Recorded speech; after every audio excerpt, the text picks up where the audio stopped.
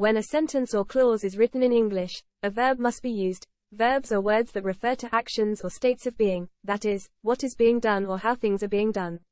Verbs are important when writing or speaking in English, and it is necessary that these are used correctly to convey one's ideas in speech or writing correctly in the language.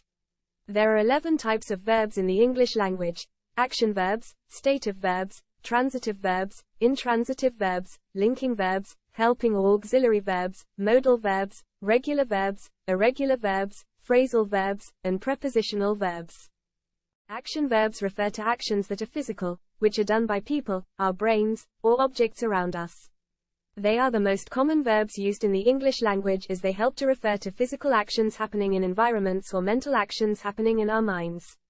In the sentence, "He jogs in the park every morning," jogs is an action verb describing the physical exertion of running done by the subject every morning. Stative verbs refer to conditions or states of being, that is, feelings. Stative verbs are used to describe qualities, opinions, beliefs, and emotions of nouns within English sentences, and they cannot be used in any of the continuous tenses as they typically do not have present participles, like in the present continuous, the past continuous, the future continuous, the present perfect continuous, the past perfect continuous, and the future perfect continuous. It is important to note, however, that some verbs can be used as both stative and action verbs in sentences, which is completely dependent on how they are used and their meaning within them. In the example sentence, "She owns a new car," owns is a stative verb that describes a state of possession. Transitive verbs are verbs that are followed by a direct object. Direct objects are the nouns, pronouns, or noun phrases that are having something done to it by the subject of the sentence, that is, the noun in the first position before the verb. Action and stative verbs can both be transitive as they can both have direct objects. In the sentence, "Tim ate a delicious apple," the transitive verb is ate, and the direct object is the noun, apple. Intransitive verbs are the opposite of transitive verbs, and they are not used with direct objects. This can be confusing as other parts of speech may follow verbs, but it is important to remember that only a noun, pronoun, or noun phrase can be used as a direct object. Therefore, prepositional phrases, adjectives, and adverbs taking the last position in an English sentence following a verb cannot be direct objects. Active and stative verbs can both be used as intransitive verbs. In the example, "The startled rabbit hid in a bush," hid is a transitive verb as in a bush is a prepositional phrase and cannot be used as a direct object. Linking verbs are a type of stative verb that links a subject of a sentence with a complement. A subject complement helps to describe or identify the subject of a sentence or clause. Linking verbs can act as intransitive verbs and be used without direct objects. In the sentence, "He seems really happy," seems is the linking verb that links the subject, he, with the complement or adjective, happy.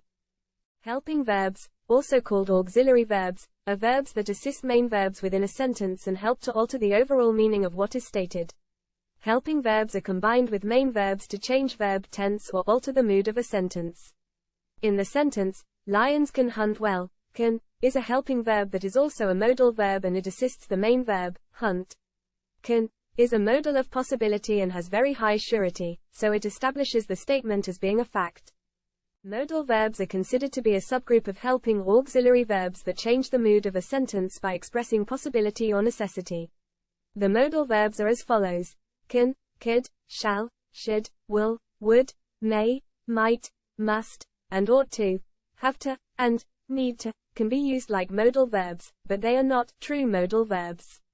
Modal verbs can be used to express concepts like ability, necessity, possibility, permission, obligation, and so on.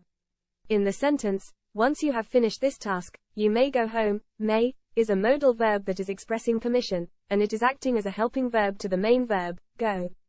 A verb is considered regular if the past tense and past participle forms end in the suffix ed. This also includes verbs that end in the letter y, which is dropped, and then the letters I, E, D are used to form the past tense. In the example, "He walked a mile, 1.6 kilometers, every day last week." Walked is a regular verb expressing a past series of actions that are now completed. An irregular verb is a verb in which the past tense and past participle forms do not end with the ed suffix. Irregular verbs must be memorized as there are more than 200 of them, and a link for a list of irregular verbs is provided in the description of this video. In the sentence, she knew where we needed to go. Knew is the past tense form of the irregular verb, know, which is a commonly used irregular verb. In memorizing irregular verbs, the bare infinitive, the past tense, and the past participle should be memorized simultaneously for all of them. For know, one should memorize know, knew, and known, at a minimum. Phrasal verbs are idiomatic forms of verb use that combine verbs with adverb particles and prepositions. These cannot generally be translated, and they often have multiple meanings. They can be transitive, intransitive, and contain three words, that is, a verb, an adverb particle, and a preposition. The number of phrasal verbs in English is actually unknown, but linguists typically state that there are more than 5,000 of them in regular use throughout the world. All phrasal verbs can be replaced with a regular or irregular verb. The meaning of the sentence, however, will be more formal and slightly different as it will be less figurative. Finally, phrasal verbs should not be confused with prepositional verbs, as prepositional verbs are less idiomatic, intransitive, and cannot be replaced.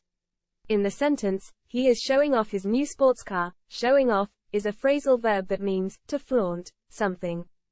Prepositional verbs are a combination of a verb and a preposition, and they are commonly mistaken for phrasal verbs. There are, however, many key differences. Prepositional verbs use prepositions only, not adverb participles. They cannot be replaced with regular or irregular verbs. They are less idiomatic, and they should be memorized. Some verbs require the use of specific prepositions to be used after them, some do not, and others use multiple prepositions to alter their meaning. In the sentence, she should comply with the traffic laws. Comply with is the prepositional verb that means to follow. As can be seen, prepositional verbs are less idiomatic and different than phrasal verbs, and they should not be confused. Infinitives are not actually verbs, but they look like verbs and are derived from them. An infinitive of the verb is identical to a base form of the verb, which is sometimes referred to as a bare infinitive. Infinitives use to plus the base form of verbs to form infinitive phrases and can be used for a variety of reasons in English sentences, as they act like nouns, adjectives, or adverbs that are otherwise known as nominal infinitives, adjectival infinitives, or adverbial infinitives. In the sentence, to play soccer professionally in Europe is his dream. To play is a nominal infinitive and acts as a noun in the phrase, to play soccer. Thanks for joining us and watching our video. We hope that your understanding of verb use in the English language has improved, and we encourage you to watch some of our other videos to assist in bettering your use of English. Please like, subscribe, and share, and as always, we wish you the best of luck.